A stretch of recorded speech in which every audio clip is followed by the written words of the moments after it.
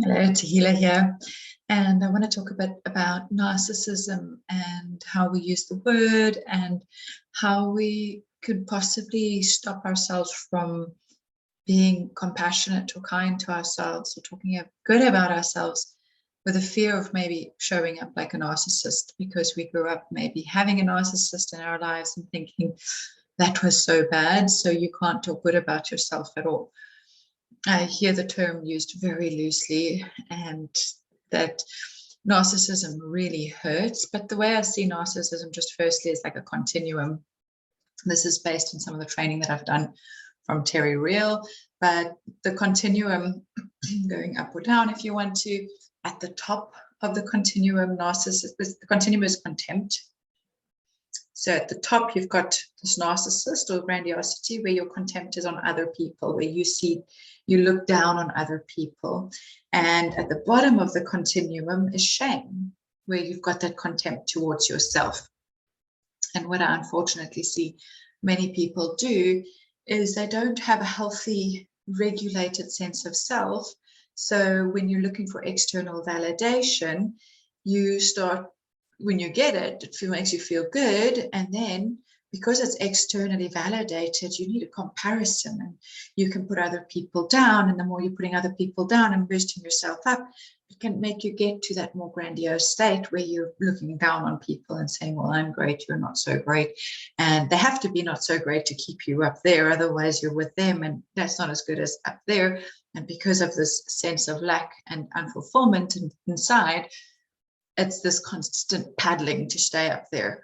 And what happens is, if they're finally caught out or like put in a position where they're seen that, but you did fuck it up, you did make that mistake, they drop down to shame and that contempt to self. And it's just so vicious and horrible. And oh, I'm a useless being, and I'm pathetic, and I'm horrible, and you know, what are you even doing with me? And that really sucks down there. So they start validating and building up instead of getting to that middle ground where it's a healthy, there's no contempt, it's just human being, human messiness. They go right past it to the grandiosity again. And it's this external form of validation. What unfortunately happens quite often is when the person's up there, you can't really connect with them because you're useless. And when they're down there, you can't connect with them either because it's all about them still. And it can feel very narcissistic because shame and grandiosity is still about them and not about you.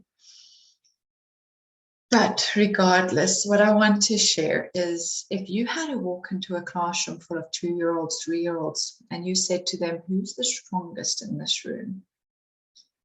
Most likely they'll all go, I am, I am, I am. And then they'd look around and see all the other hands up, and they would be so excited. Are you the strongest too? That's so cool. Can we be friends? They would want to be friends with them. And that's the difference. You can feel really good about yourself and not have to worry about it being narcissistic, because that's not narcissism. That's just typical being whole and complete and awesome and happy with yourself. Internal validation. The narcissistic tendencies are when you have to put somebody else down to feel good about yourself.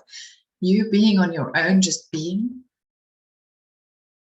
that doesn't make you feel better about yourself when you're in that narcissistic space. And what we're all craving as human beings, my belief is feeling safe. And that often comes from feeling I'm enough and feeling loved. So if you're worried that, you know, taking some self-care time or feeling really proud of what you did at work or anything that makes you feel good could be vain or grandiose, as long as you're not putting anybody else down, celebrate. Because the more you celebrate, the more you're giving others permission to do the same.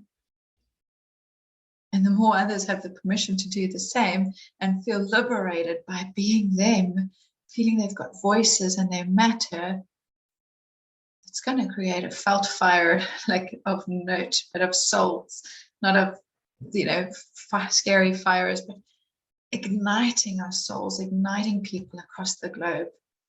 Because we're not meant to be hidden. We're not made to be hidden under a rock. We are masterpieces. We are grandiose beings, but grandiose in the sense of intricate and amazing and incredible, and each person with their own flavor. And we're not here to put each other out. We're here to light each other up. There's no competition because there's nobody else like you. Nobody has what you have to offer. I hope this made sense, and yeah, that it hits home and that you have the most incredible day. Cheers.